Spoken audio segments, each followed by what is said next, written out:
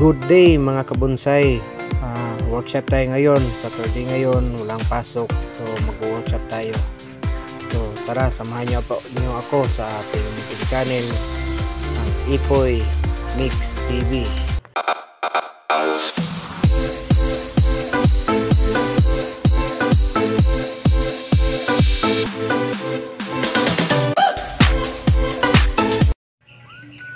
So ang i-workshop natin ngayon mga kabonsai, itong tugas bato. So itong ugat ay kukunan natin. Ito tanggalin natin kasi komplikado mga kabonsai. Ito naman kulang dito, pero may dinevelop tayo dito para lumaki mga kabonsai.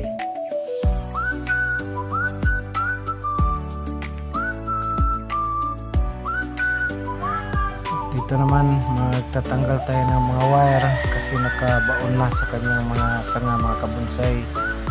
So yan, bakat na.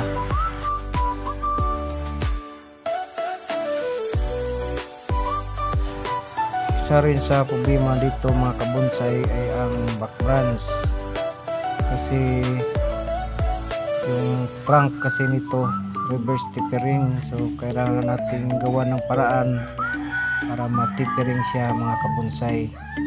Ito kasi yung plano ko, sanga na pinatubo ko gawin kong back branch, kaso nakita ko naman na nag-reverse tapering yung trunk nito. So kailangan natin putulin o tanggalin mga kabonsai. May dinevelop naman tayo dito na isang sanga din para gawin natin back branch.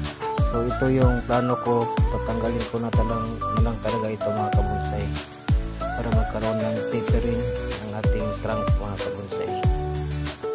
Komplikado talaga ang material na ito mga kabonsai. Problema ang base, problema ang trunk, at itong first branch medyo hotdog masyado. So sige lang, gawa natin ang parahan. Ito naman yung second branch, i-develop pa natin, palakihin pa. At itong back branch din mga kabonsai, palakihin din natin mga kabonsai. Magtanggal din tayo ng mga branch na hindi na kailangan. Tanggalin natin para mas mabilis magporma o mabuo ang ating material mga kabonsai. Ito naman yung mga tools na gagamitin natin ngayon mga kabonsai. Ito yung bago kong tools, 50 pesos from Japan Surplus. Mas maganda ito para pang workshop natin sa ating material. Gagamitin natin ito sa pagtanggal ito sa mga hindi kailangan ng mga branch na tumutubo. So maganda yung gamitin mga kabonsai. Ito yung nabili ko, 50 pesos lang to from Japan Surplus. So first step natin ngayon, ang gagawin natin ay mag-deplete muna tayo ng mga dahon mga kabonsai.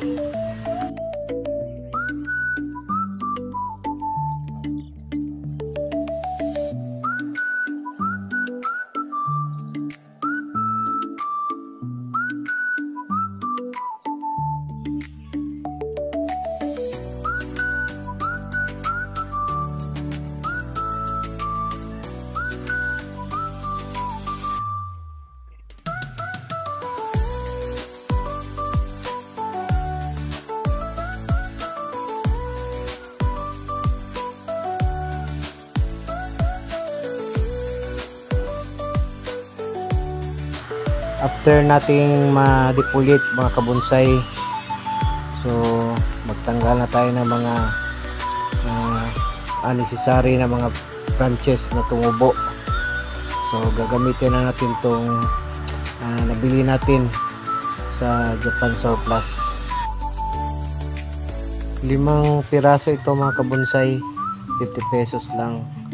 So ito yung gagamitin natin para mapatay din natin yung mga branch na tumutubo doon sa kanyang trunk.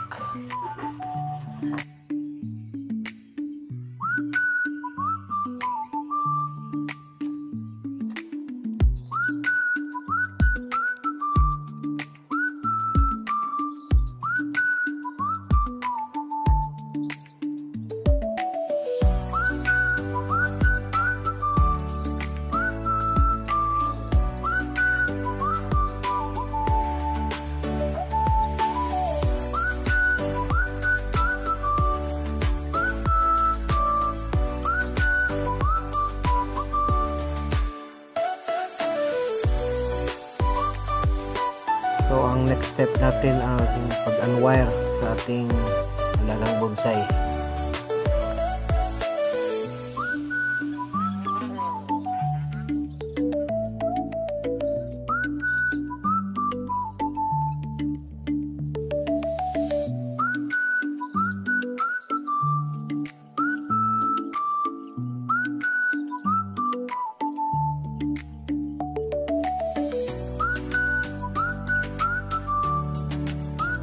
So ang next step natin ang pagtanggal nitong parte nito, gawin ka natin back branch.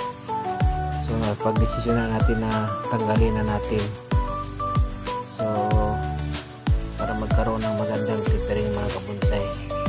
Ito kasi yung front natin, ito yung first branch natin, ito yung second branch. So hindi ko pa to puputulin, kailangan ko pa itong palakihin mga kabonsai, at saka yung back branch natin. So ito yung tatanggalin natin mga kabonsai, at ito yung back branch natin. At tatanggalin ko na lang din ito sa kanyang pot para mas lalo nating makita ang kanyang base at kung alin ang ating iiwan at alin ang ating tatanggalin mga kabonsai.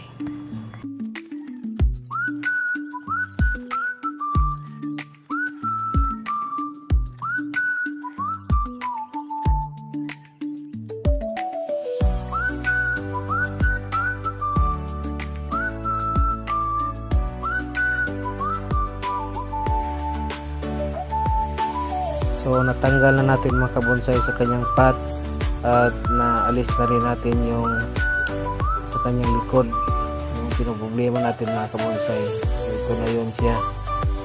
So medyo may tapering na ang ating material mga kabonsai.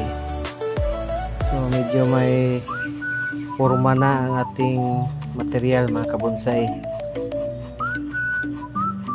Actually binigay lang to sa akin ng isa nating kasamahan at ito nga ang resulta. So may komplikado siya, so kailangan natin i-workshop talaga. So tanggalin na din ito para magkaroon talaga ng mas maganda pa na tapering mga kabonsai. So after nating matanggal na ang dapat tanggalin o alisin, so ito na siya mga kabonsai. Tinanggal din natin yung sa trunk sa base kanina, yung isang ugat, at dito naman tinanggal din natin. Ginamitan ito natin ng itak kasi hindi na yung gabas natin.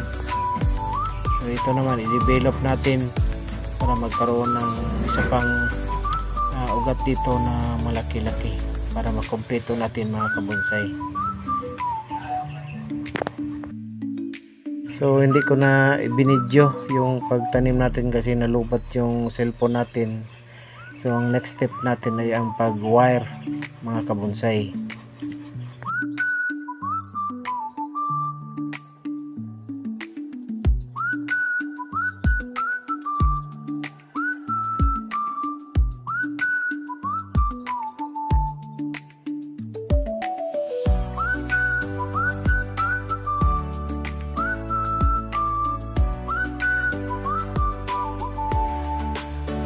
So after nating matanim, so linisan natin mga kabonsai ang ating material kasi madumi na masyado.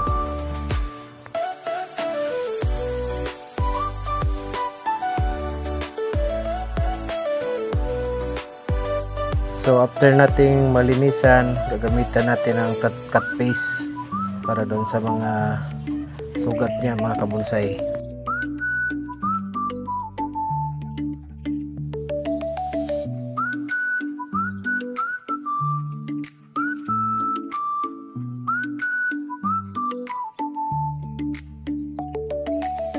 So ito na mga kabonsai, after ng 2 oras nating pag-workshop. So ito na siya.